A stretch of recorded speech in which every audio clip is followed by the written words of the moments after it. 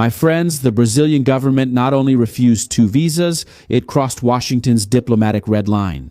And what the press and shallow analysts are treating as a simple bureaucratic dispute over visas from the US State Department is actually, at its core, the inaugural act of Brazil's isolation from the democratic West. Pay attention, because the response to this move won't be a token statement of condemnation signed by ambassadors. What's coming is suffocation. And today we're going to break down how ideology is being used to shield the Brazilian electoral system from international scrutiny. And in this process, pushing Brazil, the locomotive of South America, onto the dark tracks of the autocratic axis. Eduardo Bolsonaro warned the American establishment in English from Washington, not his Brazilian base. He said, "My friends, Brazil is 2 months from presidential and congressional elections." The warning was directed at Americans. Warning directly in English and not. And what the Lula government just did is they did not, in Brazil, deny visas to 2 American State Department officials who wanted to visit Brazil to ask questions about our electoral process. This is something all countries do. They send their authorities to other democratic countries as observers to see how the elections are going, to certify that everything is going well. And the Lula government said that these 2 mid-level State Department officials could put our Brazilian electoral process, our democracy, at risk. Well, the Itamaraty barred 2 officials from the State Department, the diplomatic arm now commanded by Marco Rubio, claiming that the presence of these diplomats to ask questions about the electoral process could put Brazilian democracy at risk. Stop reasoning with me. If the simple presence of 2 American diplomats auditing a supposedly inviolable system puts the democracy of the largest country in Latin America at risk, what does this say about the presidency of this system? But the big question we need to unravel today is, why would Itamaraty risk entering into a colossal diplomatic collision with the United States, our biggest geopolitical partner, because of these 2 second-tier names from the Trump administration? The answer, my friends, lies in what these officials were going to audit and what Brazil is trying to do. Desperately hide from global scrutiny. Did you get it? To understand the level of the smokescreen, let's go to the names. Itamaraty didn't block interns, it blocked Wiley Barnes and Simon Sansom, officials directly tied to the State Department, headed by Marco Rubio. And what was the official excuse leaked by the Washington Post newspaper? The Brazilian government claimed that their presence could be used for political purposes simply because Senator Flavio Bolsonaro had already questioned the security of the voting machines in a meeting with ambassadors in the past. In other words, they used the ghost of the past to shield the present, and don't be fooled into thinking this is an attack aimed only at Washington. Brazil is also holding up approval for the Eurolat group, European observers who have just audited the elections in Colombia. High-profile international delegates, like Mauricio Galante, a Republican councilman in Texas, are being kept out of the game. The isolation is not an accident, it's a method. But before we dive into the 2 global plans that are colliding right now, subscribe to the channel, turn on the notification bell, and leave a like on the video, because it takes a lot of work to make it. My friends, while the door was slammed in the face of the US State Department, the doors of Brasilia were wide open for Moscow. At the same time that it blocked Americans, the Lula government rolled out the red carpet for Russia's number 2, Vladimir Putin's right-hand man, who landed in Brazil to discuss, believe it or not, military cooperation. Look at the level of geopolitical insanity. You reject observers from an election in the world's largest democracy, but you sit down to negotiate weapons and military agreements with an autocrat who is in the middle of a bloody war, facing the toughest sanctions on the planet. What is the real and practical impact of this? Well, the immediate and total loss of trust from the Pentagon and the tangible risk of technological sanctions, which could paralyze our country, including the military operations of the Brazilian Army, Navy, and Air Force. And this brings us to the heart of the board, where 2 massive forces are on a direct collision course. And here I want to make a brutal analogy. There are currently 2 hemispheric plans in full swing, and Brazil is the battlefield. On one side, we have the monumental project of Donald Trump, which I call the American locomotive. The Trump administration launched the Shield of the Americas, an inflexible geopolitical, economic, and military doctrine designed with a single objective: to reclaim the zone of influence on the continent and sweep away the intrusion of the Chinese Communist Party and Russian intelligence. Trump's machine does not tolerate gray areas. For Washington, Latin America has to be a security buffer. When countries are used as routes for money laundering, drug trafficking, facilitating terrorism, or opening doors to Chinese espionage technology, the US State Department doesn't see this as a local problem, it sees it as a direct threat to the national security of the United States. Do you understand? The locomotive has nuclear capability and it's accelerating. And on the other side of the tracks, coming from the opposite direction, we have the São Paulo Forum, now run under Lula's leadership. Now imagine this project as a steam locomotive. It's old, it's obsolete, it creaks at every turn, fueled by the coal of Marxist and socialist ideologies that already failed in the last century. And more than that, this old locomotive is physically 80 years out of date and refuses to get off the tracks. The original steam locomotives built countries, but this ideological steam locomotive has destroyed two of the richest continents on Earth. And what is Lula's plan today? He wants to hold on to power at any cost and turn Brazil into the new center of the global left. The last stronghold of the São Paulo Forum, the final anchor of resistance aligned with Cuba, Nicaragua, and China, where he and his group form the untouchable elite. The American locomotive, powered by a nuclear reactor and with the Shield of the Americas activated, is heading straight toward the out-of-control steam train of the São Paulo Forum. What will be the result of this clash? Historically, all the ideological relics that stood in the way of Washington's locomotive were shattered. Maduro's Venezuela was suffocated, and Maduro is now imprisoned in the United States. Nicaragua is completely bankrupt. Cuba is stuck in time and is about to fall. Why on earth would it be different with Brazil, my friends? Well, the desperation of the Brazilian government became evident with the first phone call after the visa crisis. Lula didn't call to appease Europe. He called Xi Jinping, the supreme dictator of China, seeking support and repudiating what they call external interference. It's the height of macabre irony. Xi Jinping, the man who commands the most brutal censorship machine on earth, where mentioning Tiananmen Square or Taiwan's sovereignty is a state crime, offering solidarity to Brazil in the name of sovereign democracy. Look at the level of this hypocrisy. China talking about non-interference is delusional. Reports from American intelligence confirmed that hackers from Beijing stole 220 million confidential files of American voters with the sole purpose of rigging and manipulating the United States electoral system. Where is the sovereignty? Where is the respect for democracy? And these are the guys who are giving Brazil lessons on sovereignty. Did you get the message? And who else applauds this stance? Alexander Lukashenko, the dictator of Belarus and Moscow's puppet. Earlier this year, he publicly declared that he and Putin were terrified at the possibility of losing an ally like Lula as president of Brazil. They don't see Brazil as a commercial partner. They see Brazil as the last anchor of sovereignty, the survival of the authoritarian axis in the West. Living in a Western ecosystem while flirting with Chinese authoritarianism is like trying to fly a Boeing from which you are deliberately trying to rip out the engines in mid-flight. Brazil runs on Windows, my friends. The antennas that bring internet to Brazilian agribusiness are from Starlink. The banks operate on American fiber servers. Faria Lima lives and breathes Wall Street. Replacing American technological dependence with Chinese infrastructure is not just a breach of a commercial contract, it's the suicide of an entire nation. And this is where we reach our inflection point, the second stage of this kinetic diplomatic standoff. If you think the current problem at Itamaraty boils down to the bureaucracy of 2 rejected visas, you haven't understood how power works at the US State Department.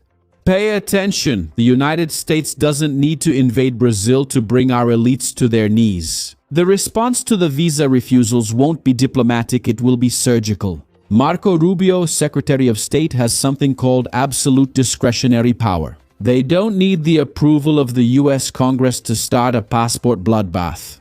They can, with a single stroke of the pen, cancel and invalidate US visas. Of the entire Brazilian political elite, of Supreme Court justices who vacation in New York, and of billionaires who support the state machinery. Look at Nicolas Maduro's Venezuelan model or Daniel Ortega's Nicaraguan model. Faria Lima's financial crowd usually looks at these diplomatic crises, sips its expensive coffee, and thinks that sanctions will never reach Brazil because we are too big. They are blind to the imminent danger. The Magnitsky Act is Marco Rubio's favorite tool. The Magnitsky Act doesn't sanction a country, it sanctions individuals. It tracks and freezes the assets and property of specific officials and businessmen anywhere in the world that uses the dollar.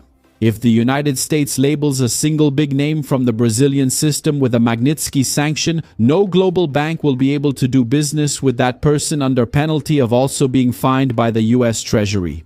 We've already seen a preview of this panic. Do you remember the desperation in the halls of Brasilia when threats of Magnitsky sanctions loomed over Alexandre de Moraes, his companies, and his family members? Now scale that up to the entire system. Imagine justices on Brazil's Supreme Court who love to vacation and give lectures in New York suddenly banned from the United States. And what about Faria Lima? Billionaires like Andrea Esteves and José Joesley Batista. They might even think they can profit in the chaos of a closed Venezuelan-style model. But what about the rest of the financial market? Is everyone willing to pay the price of global suffocation? Because the strangulation isn't just a future theory, it's already begun. The United States has just slapped Brazil with new punitive tariffs, putting our economy in exactly the same sanctions category applied to China, Russia, and Iraq. The American locomotive has already started closing off access routes. And if you think Brazil can't keep being held hostage by failed ideologies anymore, if you understand the urgency of this issue and want more Brazilians to have access to this unfiltered analysis, support this video now, use the super thanks below, or make your contribution through the Pix key that's on the screen. Well, the information war is funded by those who refuse to live in the dark. Your protection starts now. Brazil has already survived moments of diplomatic rupture before, my friends. In 1977, during the Geisel government, Brazil tore up the military agreement with the United States after President Jimmy Carter's demands regarding human rights. But the Brazil of 1977 had a national project and sought industrial independence. The current rupture has no project, it's just regime survival. It's intentional and desperate isolation to avoid transparency in the electoral process. Marco Rubio. The new architect of American foreign policy is not a career bureaucrat. He is the biggest Republican hawk in the US Senate against far-left governments in Latin America. He has a visceral aversion to Caribbean dictatorships.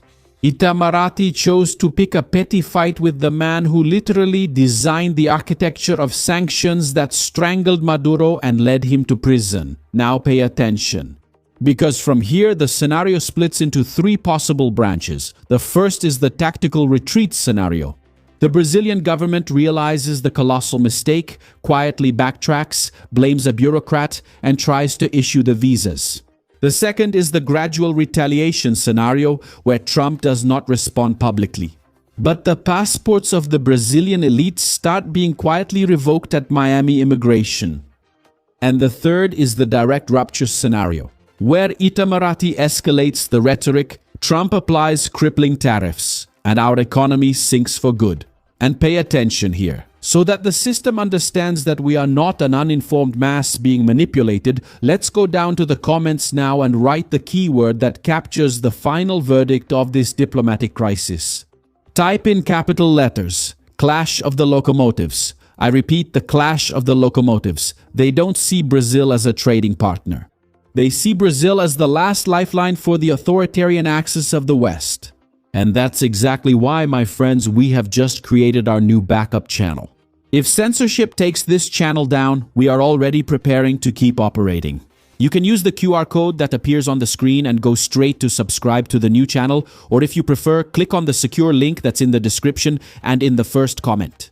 Click there. The name of the channel is Blinde a sua mente. Yes, we will keep protecting our minds there. So I ask you to do this now, at least 100,000 subscribers there on our backup channel within 30 days. Can I count on you?